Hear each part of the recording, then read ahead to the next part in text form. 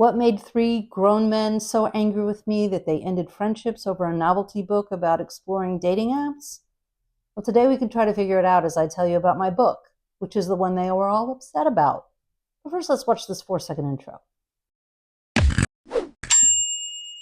Welcome and welcome back to Punch It Up, where I teach you that you don't have to be funny to add humor to your writing, performances, conversations, and life. Humor helps, humor heightens, and humor is everywhere. And yes, you can learn it. You may need to be born funny, but anybody can learn to add humor to whatever they do. Funny and humorous are different things. I teach how to add humor via the draft method, and I will be sharing that with you in subsequent videos. Stick around to the end for more details on that. Like I said, I don't have a lesson for you in this video, but I want to share something with you in order for you to get to know more about me, because it's a thing I did. At the behest of my friend Christine Schoenwald, whom you should absolutely go find and follow her Substack, because she's a wonderful writer, I'm promoting a thing. Christine says I struggle with self-promotion, and she is not wrong, so I'm turning a new page. See what I did there? Turn a new page. It's a book. Let's move on. A handful of years ago, I found myself single again after 17 years of being in a relationship. It wasn't the most fun thing I've ever done.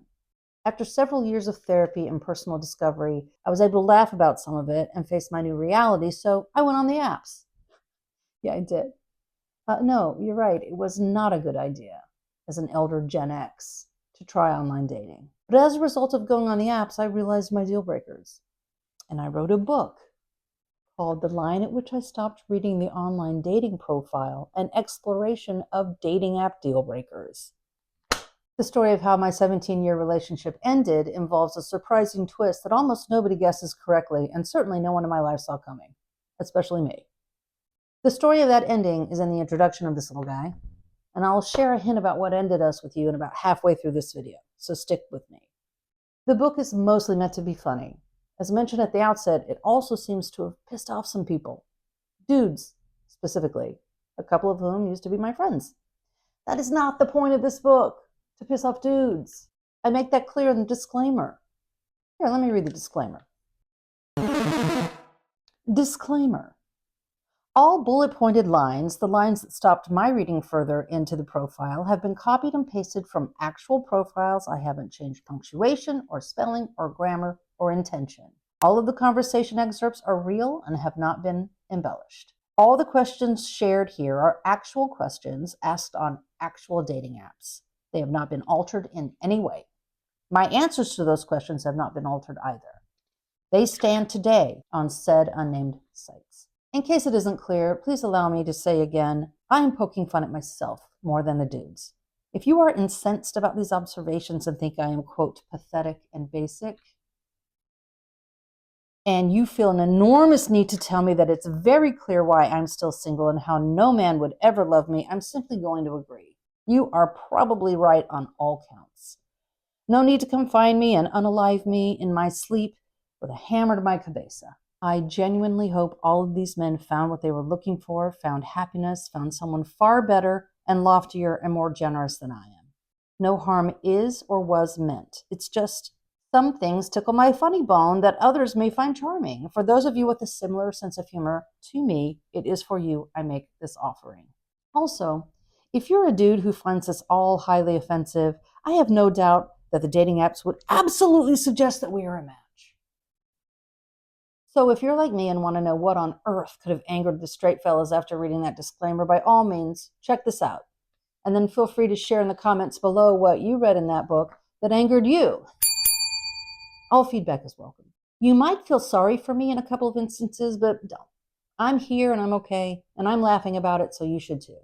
I guarantee at least 3 laughs. Or maybe promise is a better choice of words, because if you want your money back, you'll have to take that up with Amazon.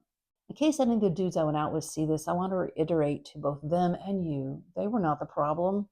I wasn't ready to date then, and I'm not ready to date now. So I may have been particularly sensitive to things that may or may not have been horribly distasteful. I've included some conversations with said men in this book without naming names because, let's be honest, I don't remember their names. And you may find those fellows to be less than stellar in those moments, but you also may see and agree that it was me. You may read those conversations and have a very different reaction to those men. That's the point.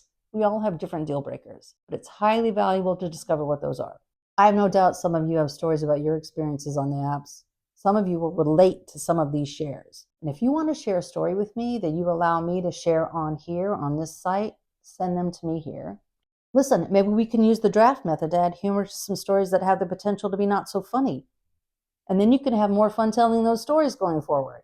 Okay, I don't know if we are exactly halfway through, but I promise you some hints about why my relationship of 17 years ended, so here they are. Ready? 1, it did not involve cheating. 2, it did involve lying, both to me and to himself. 3, it was a lie that was forgivable, but even though we would have liked to have found a way to stay together, it simply was impossible. Those are some vague AF hints, but they are accurate. I repeat, full story in the introduction. Now that you know why I wrote this little pamphlet of a book, let's talk about what's inside. Here's what's in there. Lots of bullet-pointed lines at which I stopped reading, some questions from dating apps, and my answers to those questions, some conversations I had on dates, some conversations I had with friends about dating, a couple of personal essays that employ the draft method that I teach, and some amazing illustrations by my friend Maddie, who is starting her own page that I will link down below. Maybe I should give you a sample from the book. Yeah, let's do that. Okay, pick a number between 1 and 13. 2, great. Chapter 2 is titled, He Seems Sane. Subtitle, Offered Without Comment, mostly. And here's the first of the list of lines at which I stopped reading the online dating profile. I sometimes levitate. That is the line at which I stopped reading that online profile. You may have found that intriguing. You may have found that charming. I self-published, so it's not polished, which is why... How many times do you seriously need to back that thing up? Fucking learn how to park! I'm glad I had my mic on for that. I'm a lady. Don't know why guys don't want to date me. A few moments later. I self-published, so it's not polished, which is why I want to suggest if you have any interest in this laugh fest, get the audiobook. It's $6, and it's in my voice. You can hear my intentions and whatnot. A few friends lent their voices to help with the audiobook, so, it's just better and cheaper.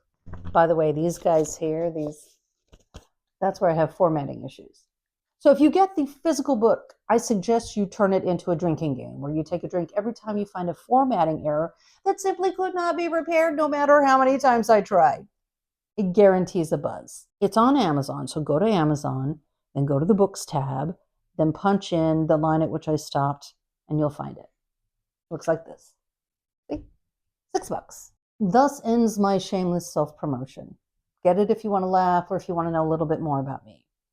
If you're experiencing your own stories out there on the apps, trust me, you will feel seen, but you don't need to get this book to get something out of this channel. I promise to provide tips on how to easily inject humor into your writings and your interviews and your conversations and your life. In an upcoming video, I'm going to talk about the R in draft. That stands for references. And if you're like me, you're thinking you need a vast knowledge of pop culture to utilize references. And I'm here to tell you, you do not. I'll tell you more in the references video, so come back for that. As a reminder, the draft method stands for details, references, authenticity, fallibility, and the rule of 3. I will share ways to use these devices and ones that are outside of that anagram in order to punch up your stuff, add humor, and give your life some laughs. If you want to work with me one-on-one, you can reach out to me here. Like I said before, humor helps, humor heightens, and humor is what? It's everywhere. Life is hard. Let's lighten it up a story at a time. So like I said, in next week's video, I'm going to tell you about references and also point out that references are details, but details aren't always references. Did I just blow your mind? Well, you know what? I might. You don't know. Tune in and see. Thanks for staying to the end. You done good. Hey, thanks for dropping by, friends. Now, do me a big old favor, like and subscribe. I got a whole bunch to share. I wouldn't want you to miss anything. Come by every Monday, Wednesday, and Friday. Choose your flavor. I'll try to deliver. And just remember, humor is everywhere, except in this sign-off. Apparently.